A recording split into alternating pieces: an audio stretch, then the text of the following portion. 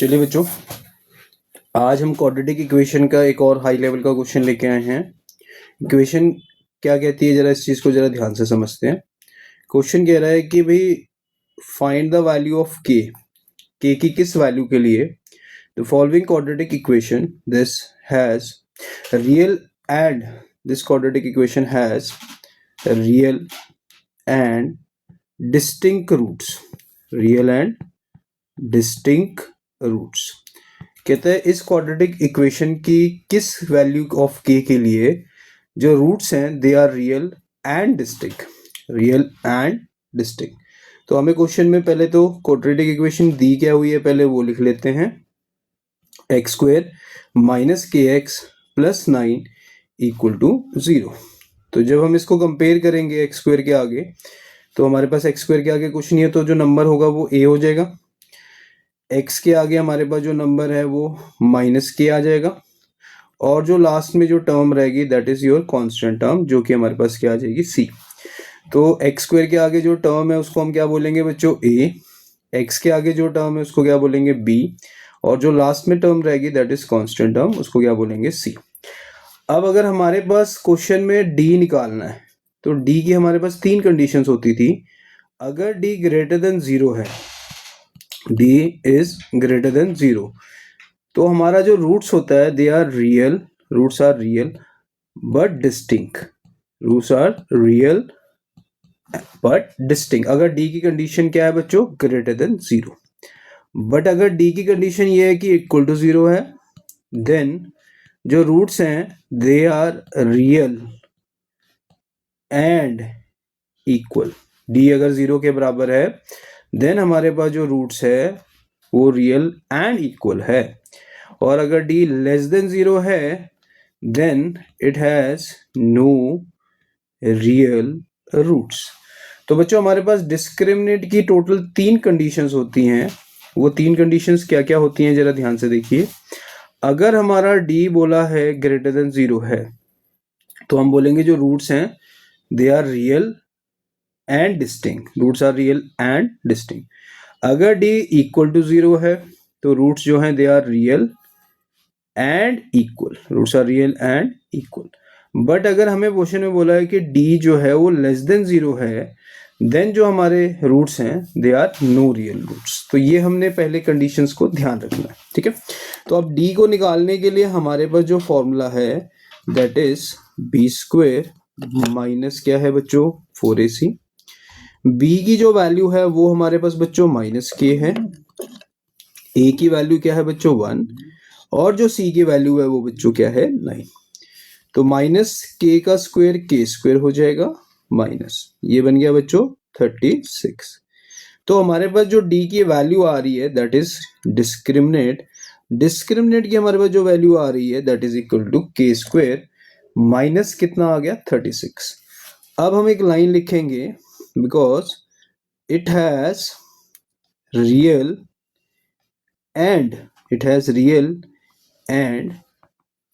distinct roots.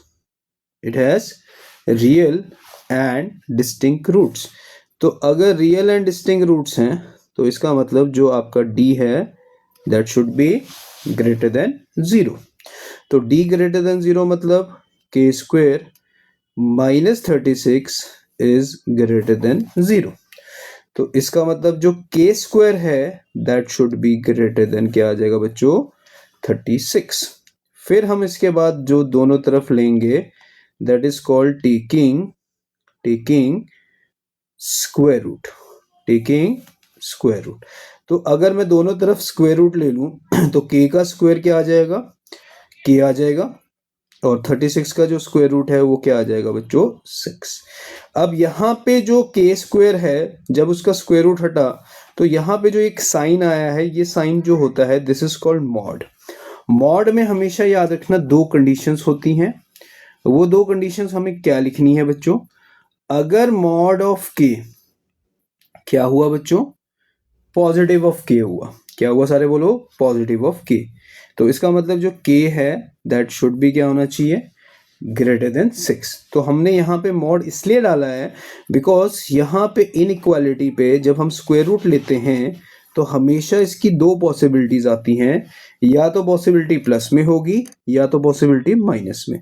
तो इसलिए हमें इसके ऊपर कौन सा साइन डालना पड़ेगा बच्चों, मॉड का। तो मॉड में हमने दो केस बनाए। पहला केस हमने लेना है mod of k is equal to positive of के।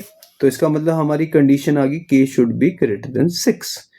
अगर केस नंबर 2 लेते हैं हम लोग, that is mod of k is equal to negative of k. तो इसका मतलब यहां बन जाता माइनस के इज ग्रेटर देन 6। तो इसका मतलब हमारे पास जो k की वैल्यू है, जब माइनस हम इधर शिफ्ट करेंगे तो ये जो इनइक्वालिटी का साइन है वो क्या हो जाएगा, चेंज हो जाएगा। तो जब हम चेंज करेंगे तो जो ग्रेटर देन वाला साइन था वो किस में चेंज हो जाएगा, लेस देन वाली फॉर्म में चेंज हो जाएगा। तो इसका मतलब जो हमारे पास k का आंसर है, या तो k की वैल्यू 6 से बड़ी होनी चाहिए या k की वैल्यू जो है वो -6 से कम होनी चाहिए। तो इसका मतलब हमारे पास k के दो आंसर हैं, either k is greater than 6 और बीच में वर्ड क्या डालेंगे, और k इज लेस देन -6। तो इस क्वेश्चन में हमारे पास मेन कंसेप्ट क्या था कि भाई k की किस वैल्यू के लिए इस क्वाड्रेटिक इक्वेशन के जो रूट्स हैं they are real but distinct roots होने चाहिए। तो जो हमारे पास d होता है बच्चों, d का फॉर्मूला होता है b स्क्वेयर माइनस 4ac। तो b स्क्वेयर का मतलब बच्चों माइनस के का square minus 4 into 1 into 9 that is equal to 36। Now question में हमें कंडीशन क्या दी गई थी कि भी इस क्वाड्रेटिक के जो रूट्स हैं they are real and distinct, they are real and distinct. तो रियल एंड डिस्टिंक्ट का मतलब क्या हुआ कि अगर डिस्क्रिमिनेंट 0 से बड़ा है तो रूट्स जो हैं they are real and distinct. अगर d 0 के इक्वल है तो रूट्स जो हैं they are real and equal. But अगर d लेस देन 0 है तो हम लाइन क्या लिखेंगे, it has no real roots. तो आप क्वेश्चन में कंडीशन दी थी कि it has real and distinct roots, तो इसका मतलब d should be greater than क्या होना चाहिए, 0। d की वैल्यू हमने क्या दी हुई है, k square minus 36 is greater than 0। तो इसका मतलब जो k स्क्वेयर है that should be greater than क्या होना चाहिए, 36। फिर हम क्या करेंगे भाई, दोनों तरफ स्क्वायर रूट ले लिया जाएगा। दोनों तरफ क्या ले लिया जाएगा बच्चों, square root on both side. तो जब हम स्क्वायर रूट लेंगे तो जो k स्क्वायर है उसके आगे क्या साइन आ जाएगा, मॉड। मॉड का मतलब इसकी दो पॉसिबिलिटी हैं, या तो पॉजिटिव है या नेगेटिव है। तो दोनों केसेस आपको इसके शो करने पड़ेंगे।